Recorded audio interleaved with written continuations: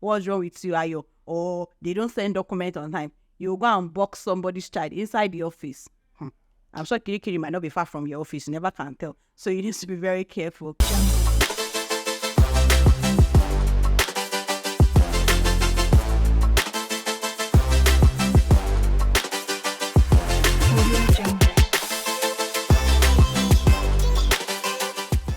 Welcome back, guys, to my YouTube channel.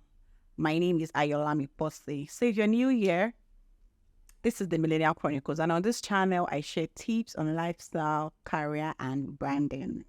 Branding is actually my favorite thing to do. Outside of creating content, I'm a brand manager.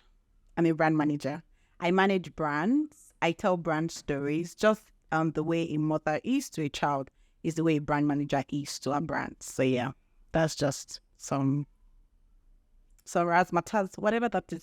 Anyways, thank you to my subscribers. Thank you for always, dropping comments, for the likes, always engaging me and, just cheering me on, and then also relating to my content. So it means that I'm making an impact and I'm adding value to your life, which is the purpose of this channel, right? So thank you so much. I'll just start. So I'm sure a lot of us, whether as a fresh graduate, or as an experienced person that is looking to transition to a new role, whether within your organization or to another organization, I'm sure at some point or the other, you've been asked during an interview session to talk about yourself, say something that is not on your resume, right? And then I'm sure sometimes you stutter and you're like, okay, what do I need to say? Or some people would start talking about where they're from, their age, their university, which is probably even on their resume already. I mean, the university. You shouldn't include your age, by the way, and your state of origin on your resume. It's a red flag, guys. Anyways, I'm sure you're wondering, like, what will the response be? So on today's episode, right, I'll be shedding more light on that, helping us, answer those questions. I have 3 questions, actually. 3 crucial questions that interviewers use to determine whether a candidate is qualified or not. So let's get right into it. So sometimes back, I attended an interview session and I was asked to talk about myself, right? I should say something that is not on my resume. So usually, let me just give you like an additional information. Sometimes interview sessions are usually one-on-one, right? Or panel kind of arrangement. So if it's one-on-one, you're most likely interviewing with the head of the department you are looking to work with or resume into, or the line manager of that role that you're applying for. And if it's a panel session, you're going to have an HR person, the line manager of the role you're applying for, and the head of department of that unit. And it depends on the organizational structure. You could have the MDC, and depends on the level. If it's like a senior manager role, right, or a more advanced role like a director role or something, you most likely have the MD CEO in the room. So let's go to it. And I think I have over 7 years work experience.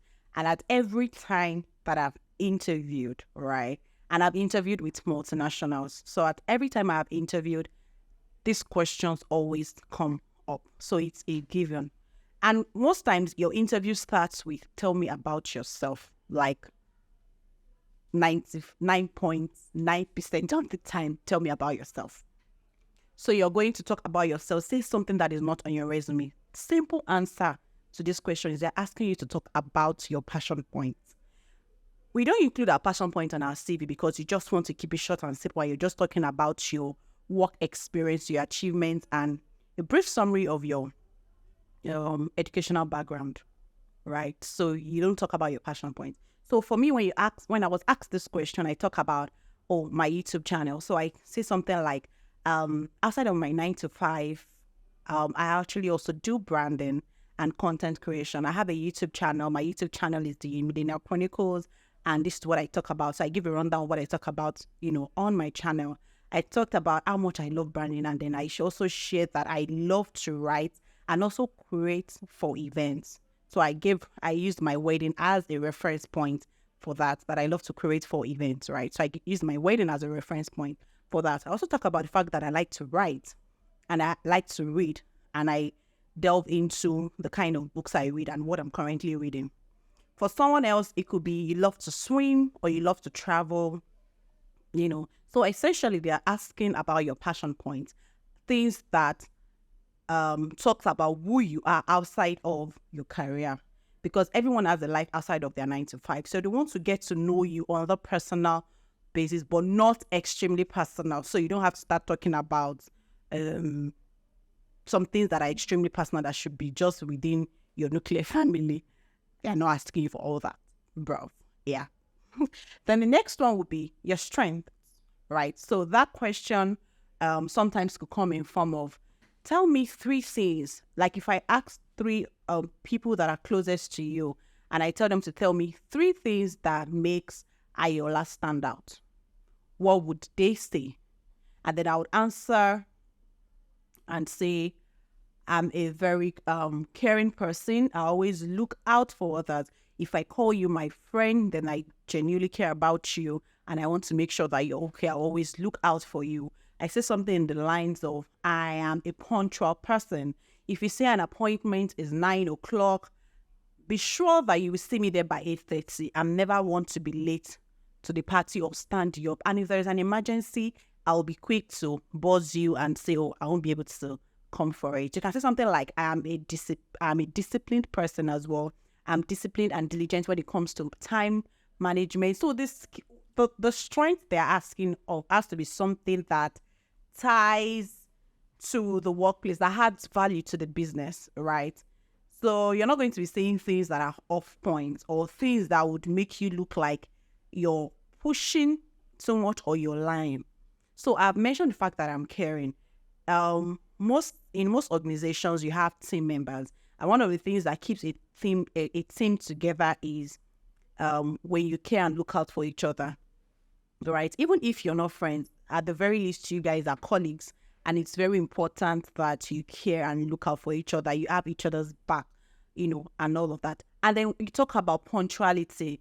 You can't be late to meetings, even if it's a virtual meeting, right? So that way you've been able to say, okay, I'm someone that you can rely on me, right? You can be sure that I will show up and I won't be able to keep you standing and all of that. I also talk about the fact that I'm also disciplined and diligent, which is a key value you need on the job, right? So your strengths talks about your soft skills. So you have to make sure that they tie in into the organization value as well. If it's something you've researched on, you're not just going to be saying something like, I'm good at driving. Except they are recruiting for the role of a driver. Or that role requires you driving. A salesperson role that requires you driving. I don't think if you're looking to apply for the role of a manager, I don't think that's, or a finance person, I don't think that's the kind of strength they are asking or looking for, right? So you must make sure that if you research, which is important, not even if you must have researched the organization.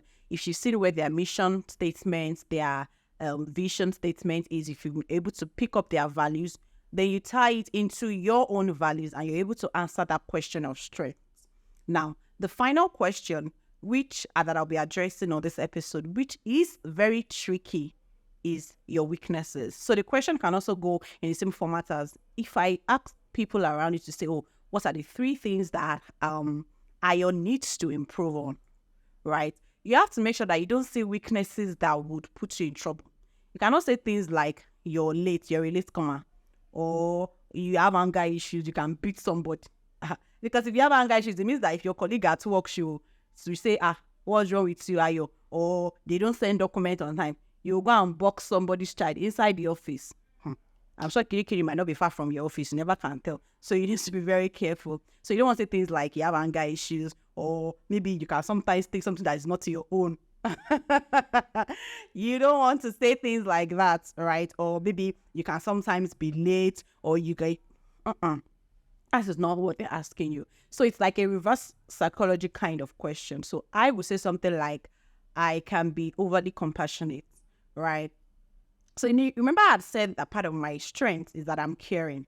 So now I've come to say that I can be overly compassionate in the sense that, I look out for people so much that even when they probably might be taking advantage of me, I don't see it because I believe that you're my friend and I should care for you. Or maybe when I should give people a bit of space, because I care about you, I just want to make sure you're okay. So you see that I've said a weakness, but I've made sure that I didn't say it in a bad way. Like, it's not a weakness that can make someone to make a decision to say, oh, I don't want to recruit you.